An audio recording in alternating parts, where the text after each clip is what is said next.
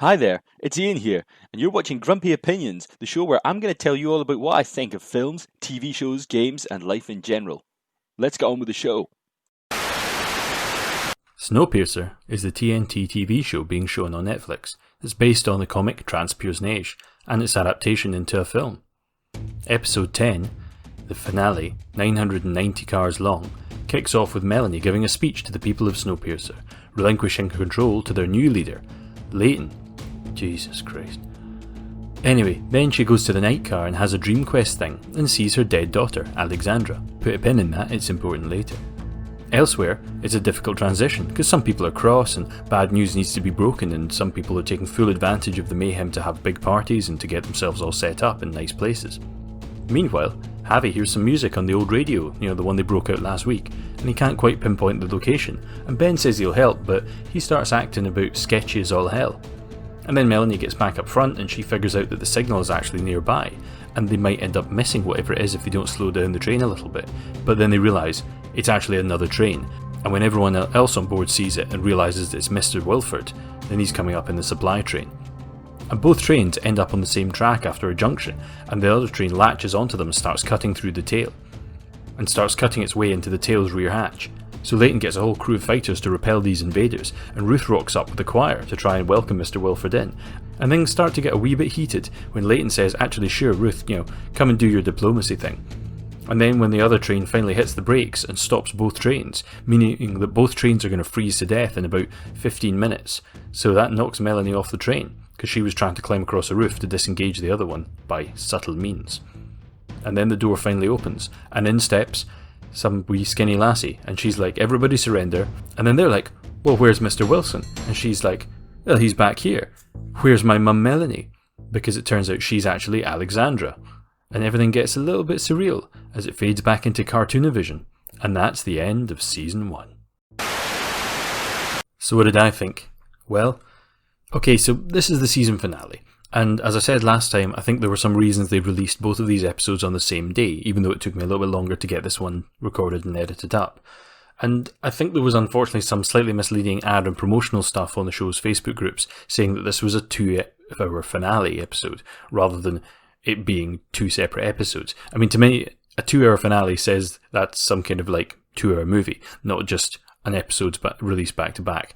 And honestly, I theorised in the previous review that it was going to be the case they released them because they basically had already tied up most of the story.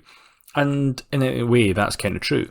Because this was a really messy episode. I mean, more than half of it was them dealing with the fallout of the train separation, the ditching of the jackboot cars, and the relative power struggles that have cropped up as a result of the Taily takeover of the train.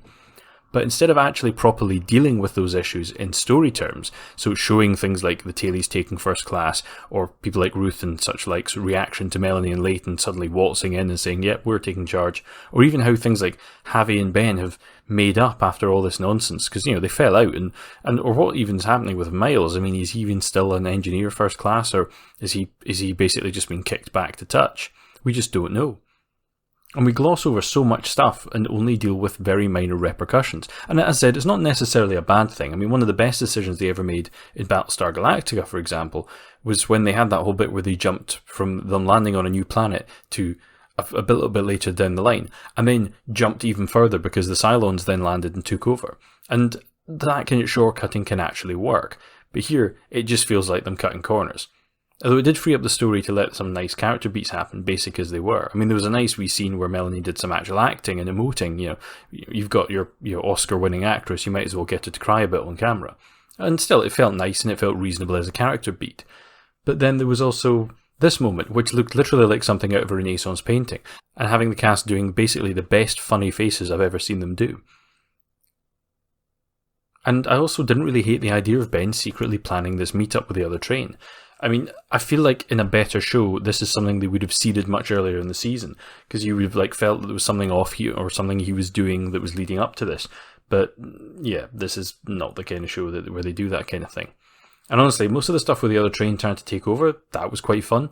Although I don't get why they didn't do something like separate the tail and then rig it with explosives. I mean, I know they didn't have an awful lot of time, but they showed last week you could literally just decouple cars. So why didn't they just decouple one of the back cars and try and blow it or something like that. I mean, yeah, it probably would have caused problems for them in a year's time when they came back to that bit of track, but, you deal with things, you've got a year to figure it out and build some kind of ram on the front, or bull bars or something.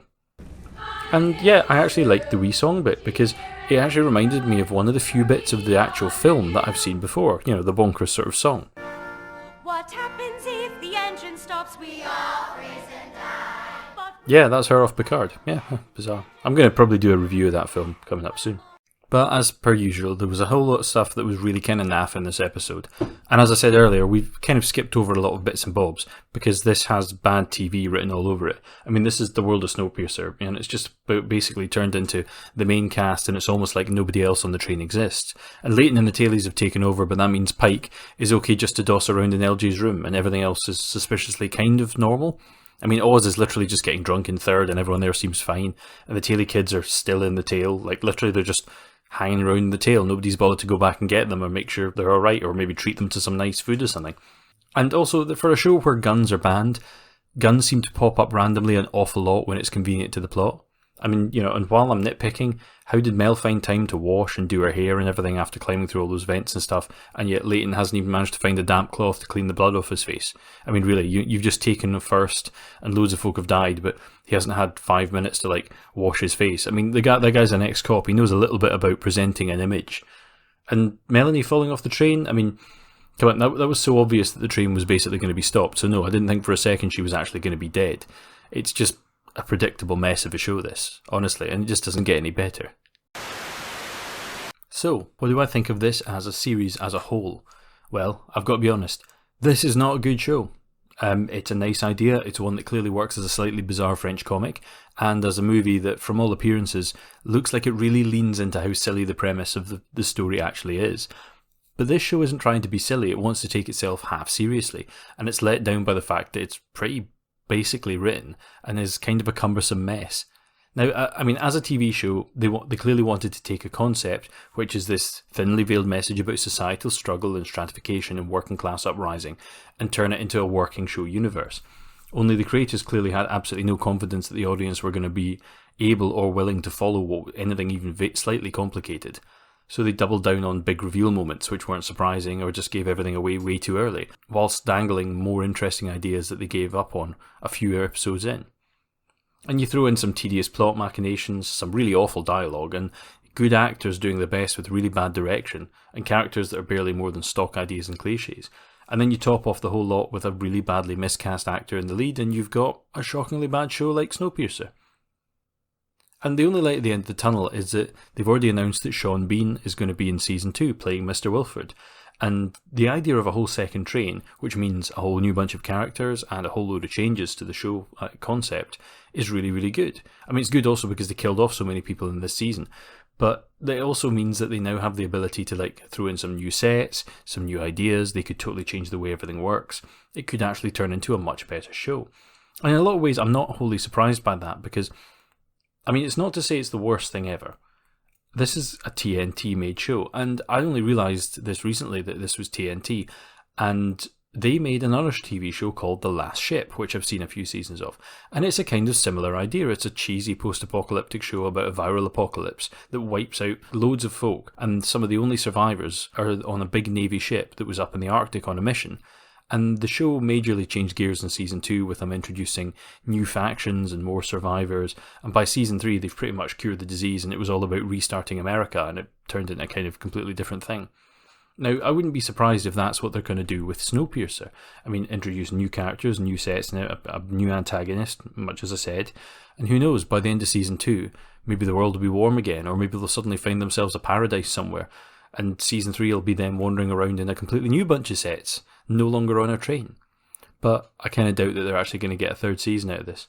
And I'm not sure I would stick around from that, because frankly this season was dull as hell. And I kind of hope I've saved a lot of folk from the time and effort of watching it. So let's all get on with something else, and hopefully, something better. So till next time, I've been Ian. And these have been my grumpy opinions.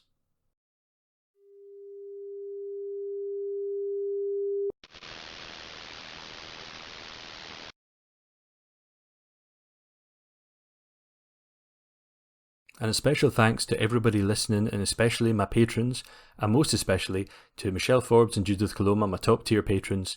Thank you, everybody. Everybody stay safe. Cheerio.